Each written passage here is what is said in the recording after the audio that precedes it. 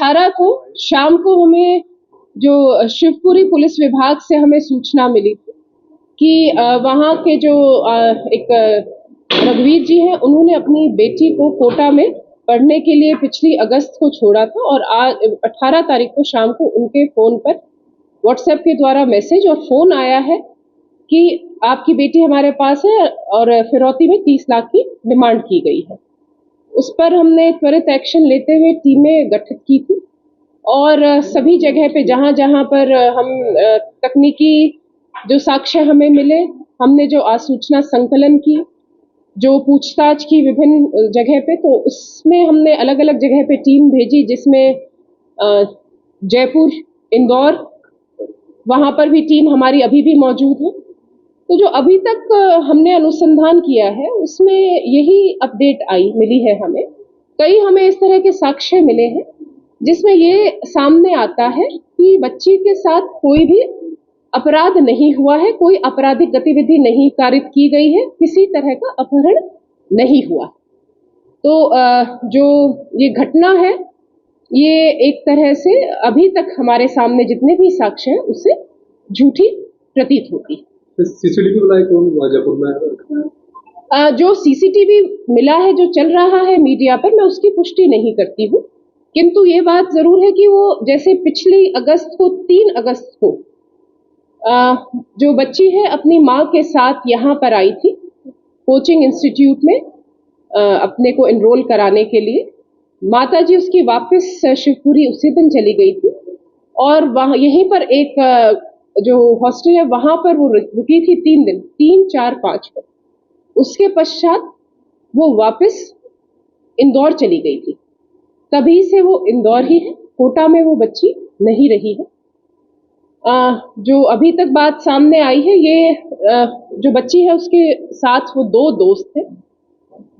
उनमें से जो एक दोस्त है वो हमें इंदौर में मिल गए हैं और उन्होंने जो अभी तक घटना बताई है वो यही बताई है कि बच्चे जो है मतलब ये जो बच्ची है और उसके साथ जो मित्र है वो दोनों दूसरी विदेश में जाना चाह रहे थे। उनका यहाँ पर उनको लग रहा था पढ़ाई वो नहीं कर पाएंगे, इसके लिए उन्हें पैसों की जरूरत, इसीलिए उन्होंने ये अपने माता पिता से पैसे मांगे। हमने अभी पता किया था, किंतु उस तरह से अभी तक हमारे पास कोई रिकॉर्डेड कोई सूचना हमें नहीं मिली है। लेकिन ये बात एफआईआर में भी लिखवाई है पिता ने कि इंदौर में कोई उसको जैसे परेशान करता था, लेकिन उसकी पुष्टि नहीं हुई है और वो जो नाम दिए थे एफआईआर में उनका, उन लड़कों का इस घटना से कोई लेना देना नहीं। तो ये मान लें कि जो परिवार ने सूचना आप लोगों को दी थी कि हॉस्टल की कोचिंग की इन्फॉर्मेशन पूरी तरीके से, देखिएगा परिवार वालों को भी यही, वो भी इसी भ्रम में थे कि बच्ची जो है वो इधर कोटा में ही पढ़ रही है। तो मेरा आप सभी लोगों के माध्यम से अगर मेरी आवाज उन बच्चों तक पहुंच रही है, जो एक बच्ची और उसके साथ जो साथ में दोस्त है, कि हम भी परेशान हो रहे हैं, परिवार वाले भी बहुत परेशान हो रहे हैं और आप सकुशल हैं, इस चीज की हमें बहुत एक रिलीफ है। आप जहां पर भी हैं, आप प्लीज हमें कांटेक्ट करें। अगर आप जहां पर मौजूद है वहां पर निकटतम पुलिस थाने पर आप जाएं। हमें आपकी सकुशल होने की सूचना हमारे लिए बहुत ज्यादा महत्वपूर्ण है।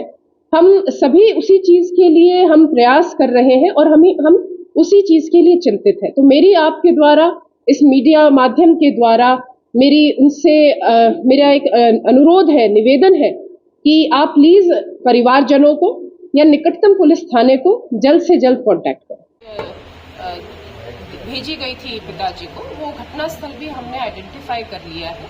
वो इंदौर का है। जो बच्चा हमें अभी इसमें सहयोग कर रहा है, अनुसंधान में सहयोग कर रहा है, वो उसी के ही कमरे के किचन के फोटोग्राफ्स हैं और ये बात की तायीद हो गई है। हमारा जो अधिकारी है वो इंदौर में पहुंच के और अग्रिम कार्रवाई कर रहे हैं। मैम मोबाइल से क्या लोगों के पास है?